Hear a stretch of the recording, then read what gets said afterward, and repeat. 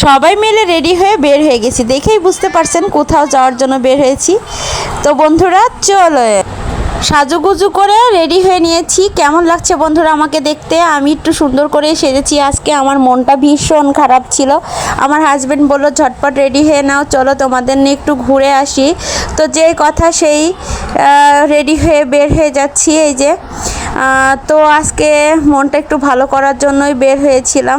আসলে আমার বড় ননদ বাড়ি যাওয়ার জন্য সবাই বাসা থেকে যাচ্ছিল, আমার যাওয়ার ইচ্ছা ছিল না।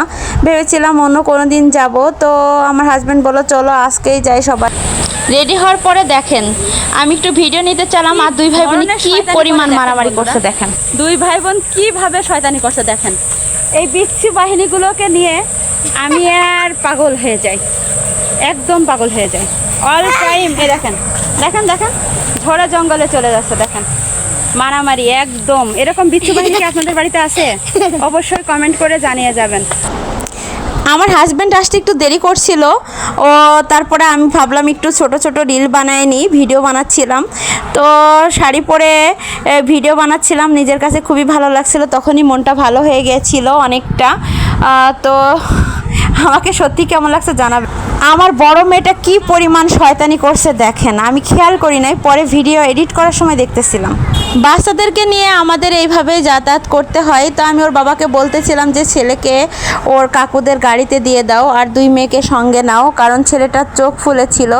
তো এই কারণে আমি বলতেছিলাম যে বাতাস লাগলে যদি সমস্যা হয়, ওর বড় কাকুরা গাড়িতে যাচ্ছে, ওই গাড়িতে ওরে উঠাইয়ে দাও। আর আমি ভেবেছিলাম যে ইসলামী বিশ্ববিদ্যালয়ের ওখানে যাওয়ার পরে কিছু ভিডিও শ্যুট টুট করে ওই একটু ফুচকা টুচকা খেয়ে ওর বাবার সঙ্গে ব্যাক চলে আসবো, পরে বড় ননদের ওখানে আমার যাওয়াই লাগে। তো বেশ সুন্দর সময় কাটাচ্ছিলাম।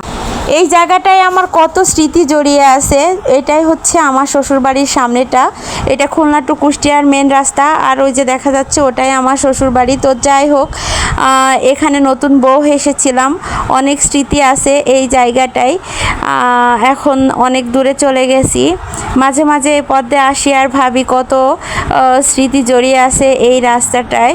দেখা যাচ্ছে ও দাদাবাড়ি, আসলে স্মৃতি থেকে যায় সব কিছু। তারপরে ছেলেকে রেখে এই যে আমরা রওনা দিয়ে দিয়েছি। এই জায়গাটার অনেক ভিডিও দেখেছি, অনেকে ড্রোন দিয়ে করে, অনেকে স্লো মোশনে করে।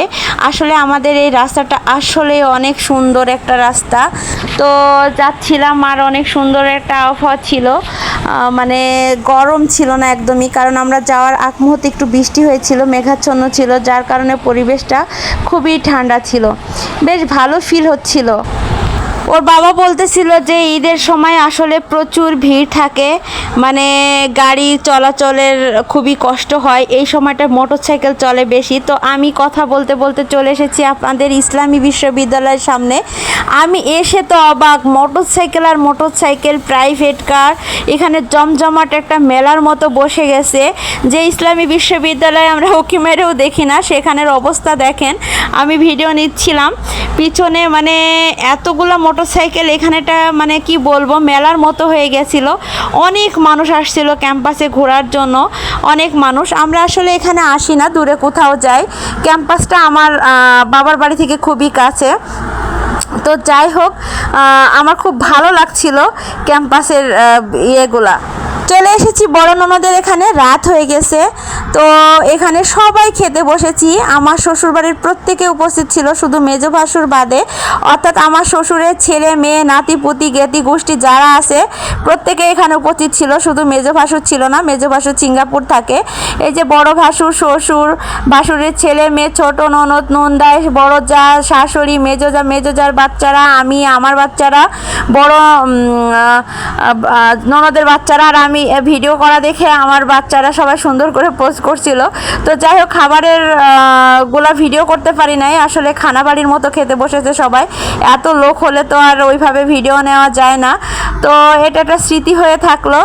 অনেক দিন পরে, অনেক বছর পরে বলতে পারেন সবাই এক জায়গা হয়েছে। আমি তো অনেক বছর পরে সবাই এক জায়গা হয়েছি। তো সবাই ভালো থাকবেন, আল্লাহ হাফেজ।